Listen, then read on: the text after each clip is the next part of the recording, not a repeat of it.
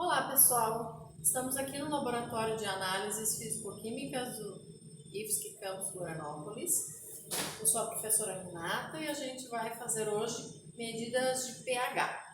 Para fazer essas medidas de pH ou qualquer outra medição que a gente venha fazer dentro do laboratório, é importante primeiro que a gente providencie todos os EPIs necessários, como luvas para proteção das nossas mãos, jaleco ou guarda-pó de mangas compridas, fechado e até a altura dos joelhos, calça comprida e sapato fechado.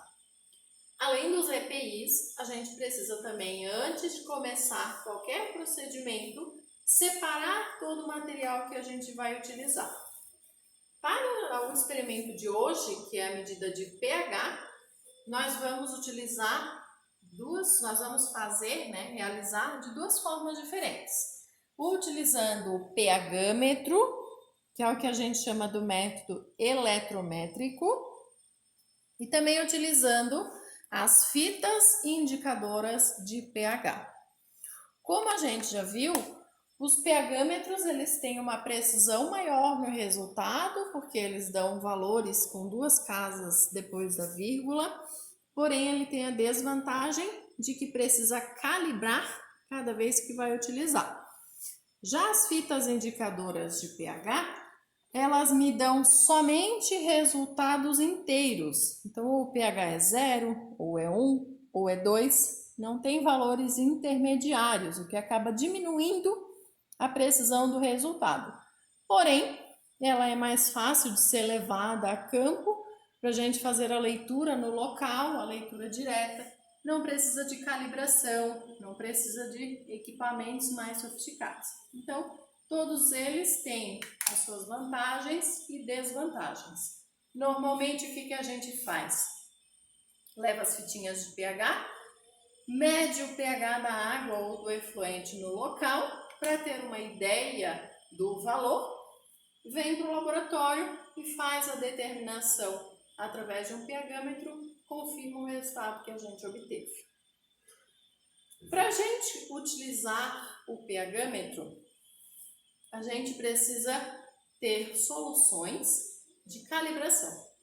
Essas soluções são chamadas soluções tampão. O que é uma solução tampão? São soluções que são vendidas comercialmente e elas têm um valor fixo de pH. Em geral, a gente utiliza soluções de pH 4 e pH 7 para fazer a calibração do nosso pH-metro. Tem também tampões com pH 10, mas são mais utilizados quando a gente vai fazer leituras muito altas, valores de pH muito elevados. Então, a gente precisa ter essas soluções tampão para calibrar o nosso equipamento. Já tenho tudo separado aqui, eu vou começar a utilizar o meu pH-metro. Antes da gente utilizar, a gente precisa ligar o equipamento e deixar ele ligado por aproximadamente 15 minutos para estabilizar. Deixei esse tempo, passado esse tempo, quando eu ligo o equipamento, ele aparece essa tela.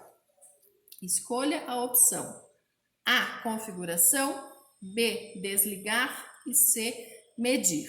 No caso, nós vamos medir. E aí, ele pede um sensor de temperatura, que para a gente não é necessário, e ele aparece essa segunda telinha onde tem ESC no A, repouso no B e CAL, que é a calibração, no C. Vamos apertar aqui a letra C e ele mesmo já vai me dizer o procedimento que eu devo adotar. Então, lave o eletrodo, insira no tampão com pH 7 e pressione OK. O eletrodo é a parte mais importante e também a mais sensível do nosso pH-metro. É através do eletrodo que nós vamos fazer a leitura do valor do pH. Então, sempre que a gente pega um eletrodo que a gente vai guardar, ele deve estar umidificado Pode ser com uma solução de água ou normalmente uma solução de KCl, para que não haja o ressecamento desse bulbo do eletrodo e ele não funcione mais corretamente, não faça mais as leituras da maneira adequada. Tirei essa capinha de proteção do eletrodo, agora eu tenho que ajustá-lo para poder utilizar. Sempre que a gente vai usar um eletrodo, a gente precisa pegar um becker e um pipete com água deionizada, tá? É importante que seja água deionizada para não estar interferindo no resultado da minha amostra. Com esse pipete eu vou lavar cuidadosamente todo o eletrodo e após lavar eu vou secar delicadamente, somente para tirar o excesso dessa água que ficou ali no meu eletrodo. Sequei delicadamente. Agora eu posso inserir no tampão pH 7 como o equipamento está me pedindo. Aqui embaixo tem uma molinha que eu aperto e o eletrodo desce. E aí, com cuidado, para não encostar no fundo, para não bater nas laterais, eu vou centralizá-lo aqui na solução e vou pressionar OK. Feito isso, ele vai estar calibrando a minha solução.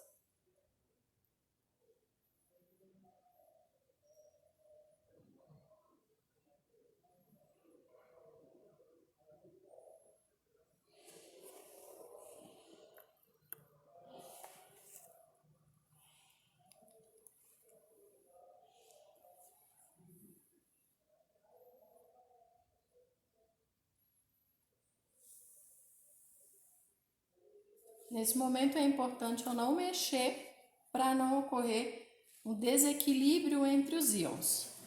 Ó, ele já calibrou e ele pede para inserir no próximo tampão, que no nosso caso tem o pH 4. O que eu vou fazer?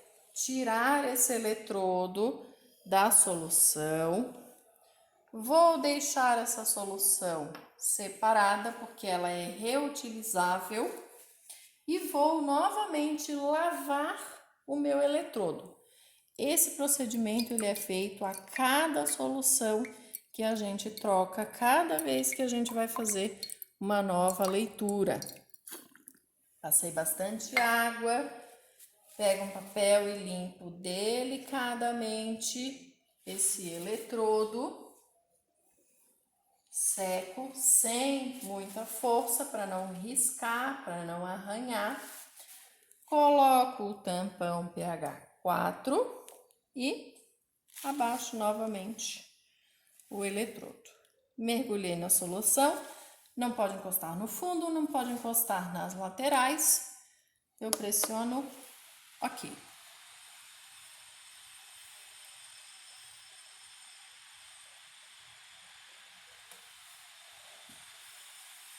Novamente, ele vai fazer a calibração, porém agora com o pH 4. A gente já viu durante a nossa teoria o que significa esse pH 4, pH 7, né? A concentração de íons H+, que a gente tem presentes na nossa solução. Então, quando a gente for medir o pH de uma outra solução, seja ela ácida ou básica, o que esse pH-metro vai fazer? Vai ler essa concentração de íons H+, que estão passando pelo meu eletrodo e vai converter num valor de pH usando aquela fórmula menos log da concentração de H+. Fez a calibração, ele aparece a seguinte mensagem: calibrar tampão 3, sim ou não. No nosso caso, não queremos calibrar e ele já me diz OK, calibrado com uma sensibilidade de 96%. ele volta para essa telinha e já começa a fazer a leitura. Se vocês observarem, ele ainda está no tampão pH 4 e ele está fazendo aqui uma leitura de pH igual a 4. Então, dá para notar que ele está bem calibradinho. Qual é o procedimento que eu preciso fazer? Tirei da solução. Agora eu vou fazer o quê? Lavar novamente o meu eletrodo com água deionizada, secar delicadamente este eletrodo e fazer a leitura do pH da solução que eu quiser. Então, eu peguei aqui para a gente ter como exemplo uma amostra de água da torneira. Simplesmente abri a torneira, peguei uma amostra de água, vou colocar aqui, já lavei o eletrodo e vou mergulhar.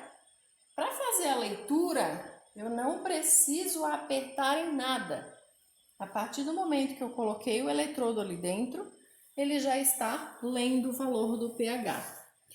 O que eu preciso observar? Estão vendo que do lado da escrita pH tem duas cobrinhas. Aquelas cobrinhas significam que ele ainda está determinando o resultado, é um resultado aproximado.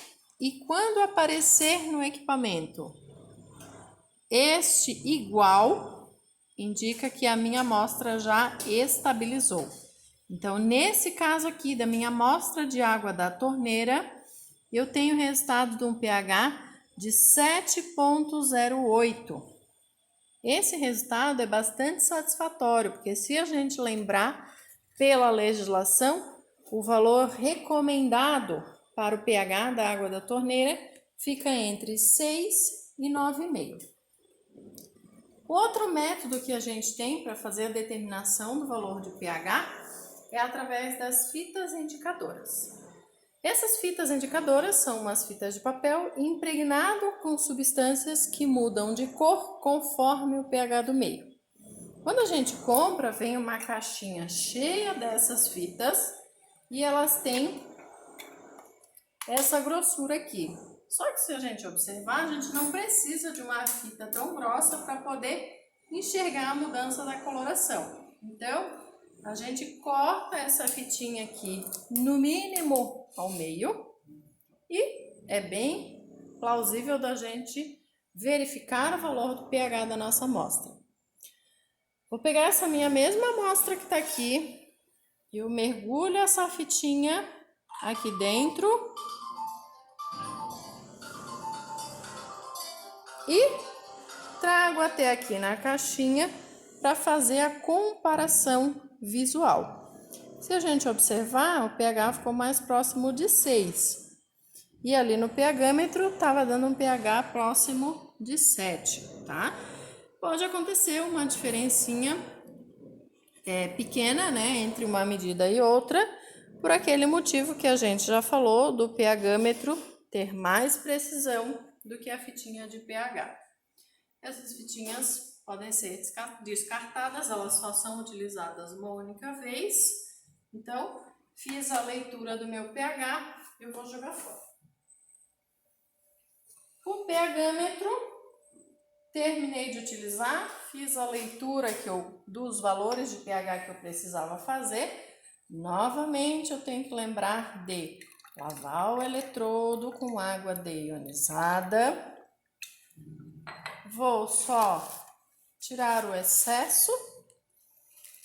E aí, como eu vou guardar, eu vou colocar aquela proteção. Ah, mas professora, já não é água aqui dentro? Se for água, tudo bem.